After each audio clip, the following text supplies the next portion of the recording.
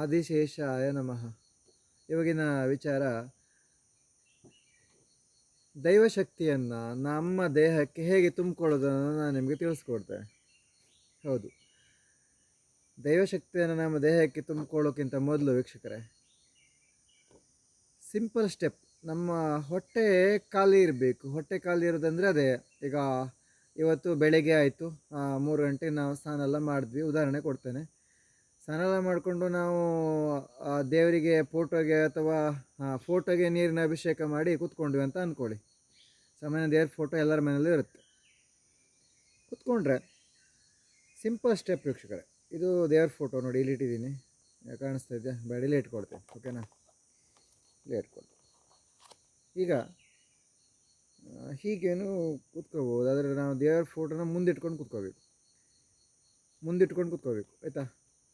ಈಗ ಉದಾಹರಣೆಗೆ ಆದಿಶೇಷಾಯ ನಮಃ, ಓಂ ಶ್ರೀ ಆದಿಶೇಷಾಯ ನಮಃ ಅಂತ ಒಂದು ಅರ್ಧ ಗಂಟೆ ಹೇಳ್ಕೊಡೋದು ವೀಕ್ಷಕರೇ.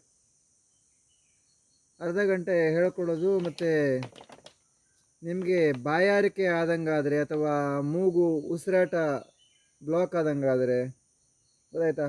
ಉಸಿರಾಡೋಕ್ಕೆ ಸಮಸ್ಯೆ ಬಂದರೆ, ಬಾಯಾರಿಕೆ ಆದರೆ ಸ್ವಲ್ಪ ನೀರು ಕುಡ್ಕೋಬೇಕು.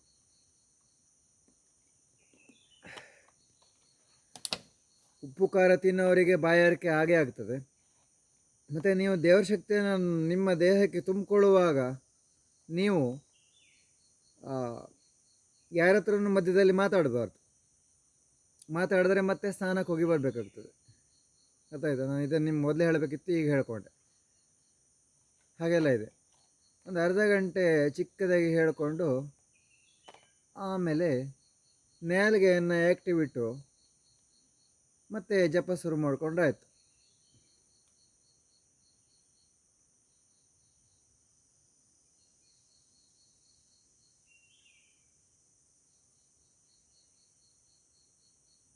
ಈ ಥರ ಈಗ ನಾನು ಜಪ ಮಾಡಿದೆ, ಓಂ ಆದಿಶೇಷಾಯ ನಮಃ, ಆದಿಶೇಷಾಯ ನಮಃ, ಆದಿಶೇಷಾಯ ನಮಃ, ಆದಿಶೇಷಾಯ ನಮಃ ಅಂತ. ಗೊತ್ತಾಯ್ತಾ? 24 ಅವರ್ಸಲ್ಲಿ ನಮ್ಮ ಹೊಟ್ಟೆ, ನಮ್ಮ ದೇಹ ಒಂದು ಹಣ್ಣು ನೀರಿನ ಪೋಷಣೆಯಿಂದ ಇರುವ ದೇಹ ಆಗಿದ್ದರೆ ನಮ್ಮದು 24 ಅವರ್ಸಲ್ಲಿ ಒಂದು ಆದಿಶೇಷರನ್ನು ಪೂರ್ತಿಯಾಗಿ ಸಿದ್ಧಿ ಮಾಡ್ಕೋಬೋದು. ಗೊತ್ತಾಯ್ತಾ? ಅಂದರೆ ಇವರ ಶಕ್ತಿಯನ್ನು ನಾವು ಪೂರ್ತಿಯಾಗಿ ನಮ್ಮ ದೇಹಕ್ಕೆ ತುಂಬ್ಕೊಳ್ಬೋದು. ಇವರ ಶಕ್ತಿಯನ್ನು ನಾವು ಪೂರ್ತಿಯಾಗಿ ನಮ್ಮ ದೇಹಕ್ಕೆ ತುಂಬಿಕೊಂಡಾಗ ಮುಖ ರೂಪ ಆದಿಶೇಷ ಥರನೇ ಆಗ್ತದೆ. ಹಾಗೆ ಶಕ್ತಿ ಕೂಡ ಹಾಗೆ, ಆದಿಶೇಷರ ಒಂದು ಶಕ್ತಿ ನಮಗೆ ಟ್ರಾನ್ಸ್ಫರ್ ಆಗ್ತದೆ. ಗೊತ್ತಾಯ್ತಾ?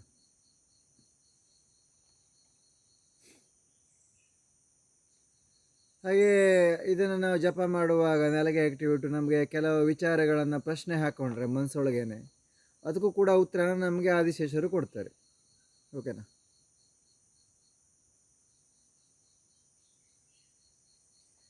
ಮತ್ತು ನಮಗೆ ಈಗ 5 ರಿಂದ 6 ಗಂಟೆ ನಾವು ನಾಲಿಗೆ ಆ್ಯಕ್ಟಿವಿಟು ಕರೆಕ್ಟಾಗಿ ಜಪ ಮಾಡಿದರೆ, ಕೂತು ನೀರು ಕುಡ್ಕೊತ ಮಾಡಿದರೆ,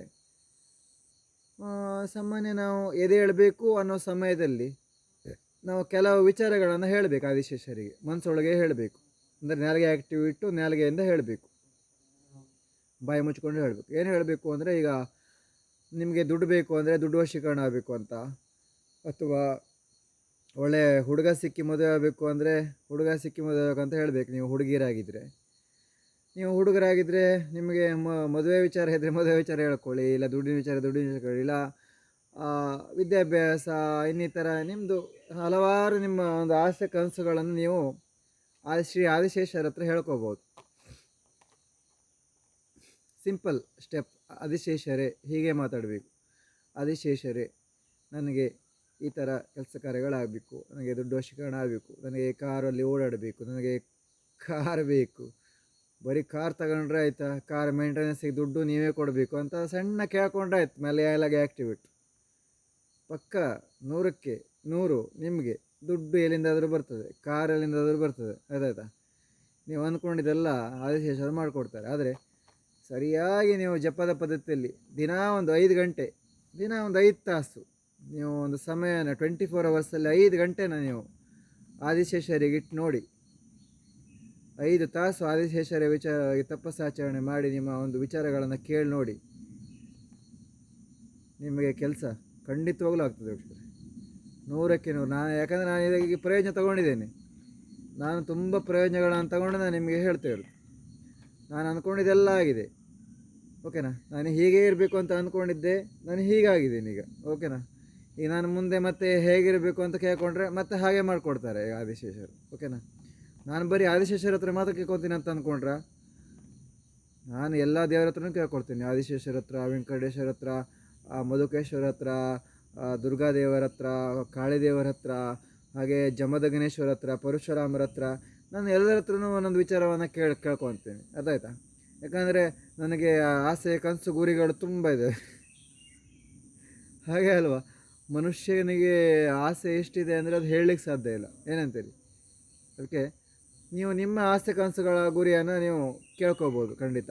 ಆದರೆ ಇದೇ ರೀತಿಯಲ್ಲಿ ನೀವು ದೈವಶಕ್ತಿಯನ್ನು ತುಂಬಿಕೊಂಡು ಆಮೇಲೆ ನೀವು ಕೇಳ್ಕೋಬೇಕು ಮನಸ್ಸೊಳಗೆ, ಆಗ ನಿಮಗೆ ಖಂಡಿತ ದೇವರು ಕೆಲಸ ಮಾಡಿಕೊಡ್ತಾರೆ ಅಂತ ಹೇಳ್ತಾ ನಾನು ವಿಡಿಯೋನ ಮುಗಿಸ್ತೇನೆ. ಹಾಗೆ ವಿಚಾರ ಇದೇ ಆಗಿತ್ತು, ಆದಿಶೇಷರ ಶಕ್ತಿಯನ್ನು ಹೇಗೆ ತುಂಬಿಕೊಡೋದು ಅಂತ. ಹಾಗೆ ಆದಷ್ಟು ವಿಡಿಯೋನ ನಿಮ್ಮ ಸ್ನೇಹಿತರಿಗೂ ಶೇರ್ ಮಾಡಿ, ಅವರು ಕೂಡ ಈ ವಿಚಾರವನ್ನು ತಿಳ್ಕೊಂಡು ಪ್ರಯೋಜನ ಪಡ್ಕೊಳ್ಳಿ ಅಂತ ಹೇಳ್ತಾ ನಾನು ವಿಡಿಯೋನ ಮುಗಿಸ್ತೇನೆ.